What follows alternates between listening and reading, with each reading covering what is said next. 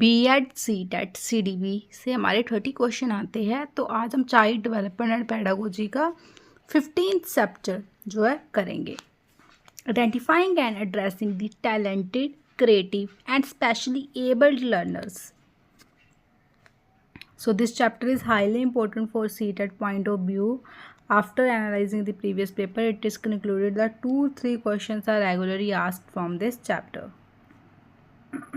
Important and focus topics from these questions are specially abled learners, addressing specially abled learners extra. Gifted and talented children are at the opposite end of the learning scale to learning disabled learners. Thus, they are also called specially abled learners. However, our educational traditions make it difficult to address student differences. Normally, the teacher presents the lesson to the whole class together, and all students complete the same assessment at the same time. However, such a method of pedagogy has become increasingly ineffective as classrooms become more inclusive and diverse.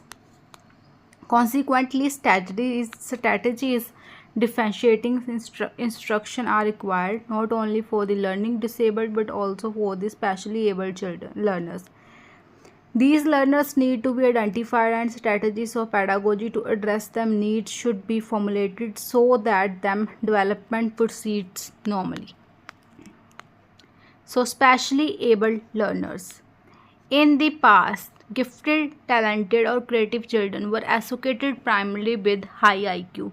It was assumed that gifted students were born with high intellectual, were identifiable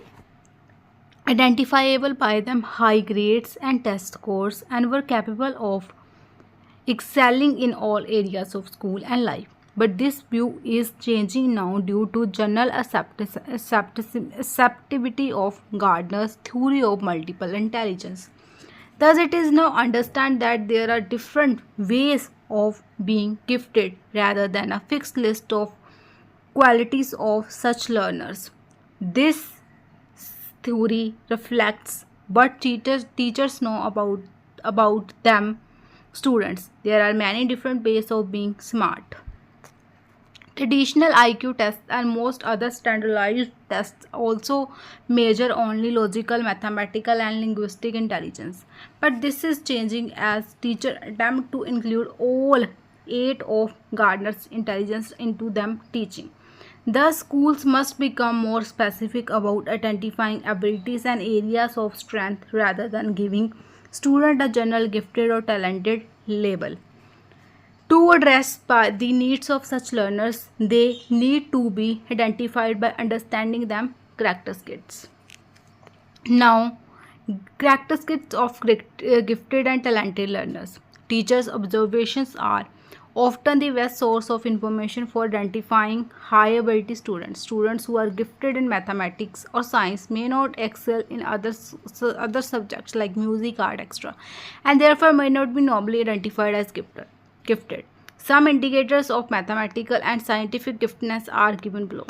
Indicators of mathematical giftedness and difference between both indicators of scientific giftedness.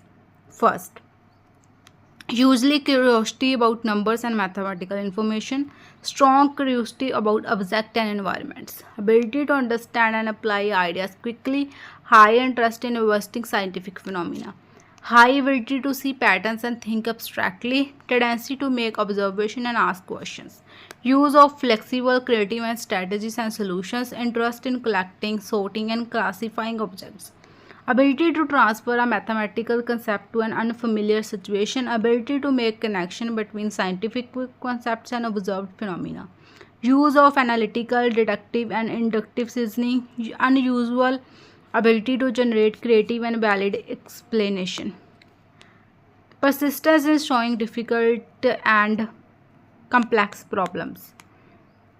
Then levels of ability. Levels of ability of gifted and talented children vary over a range of IQ from 130 up to 2000. Accordingly, they have been classified in level of giftedness differently by different educational psychologists.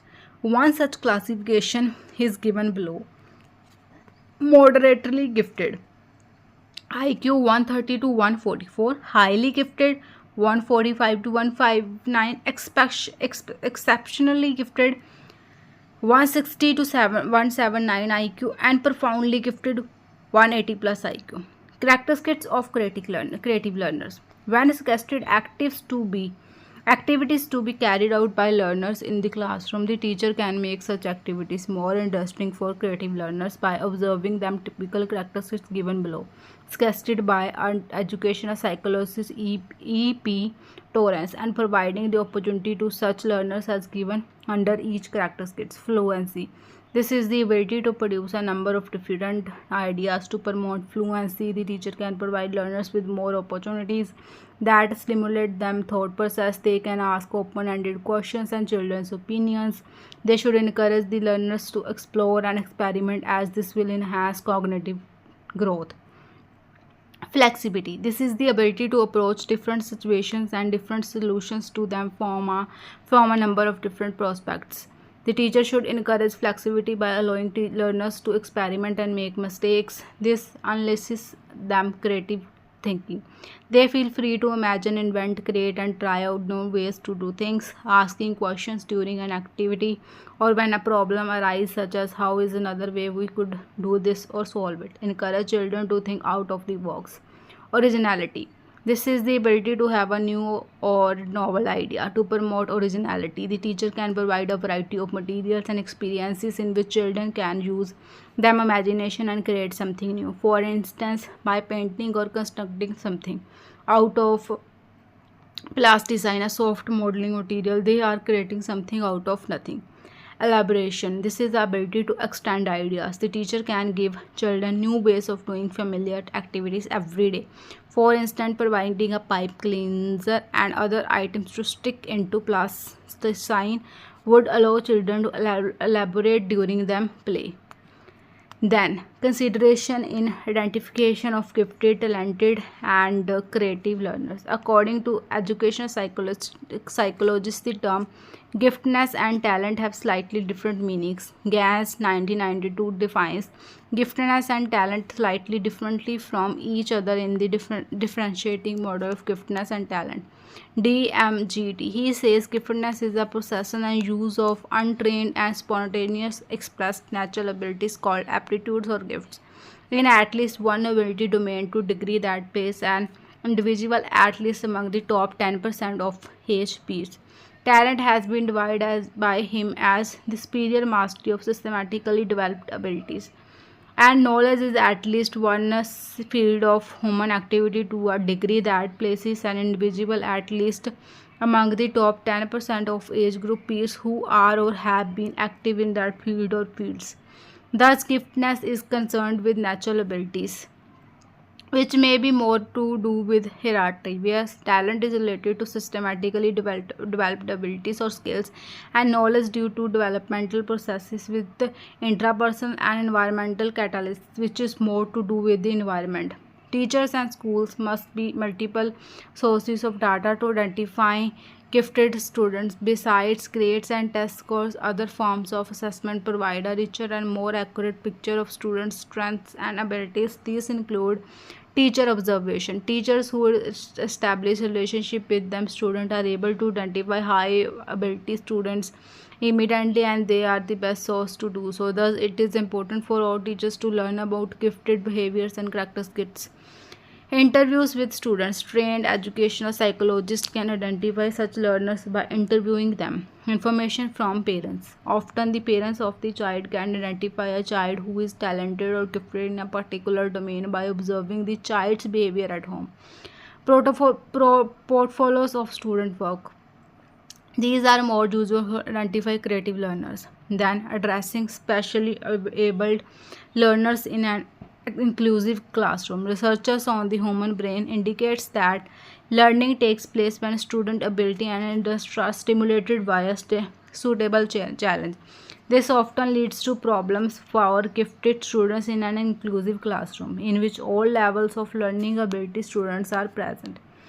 If the content and tasks that are suitable for a normal learner at them grade level are too easy for gifted students, they will not be engaged, so that they will not interested in learning. Mathematics and science curriculum, as they are traditionally taught, are often unsuitable for gifted students because they are highly repetitive and provide little depth. This suggested method to keep such bright students engaged in called ability grouping. Ability grouping. The term refers to groups organized by teacher within heterogeneous classrooms.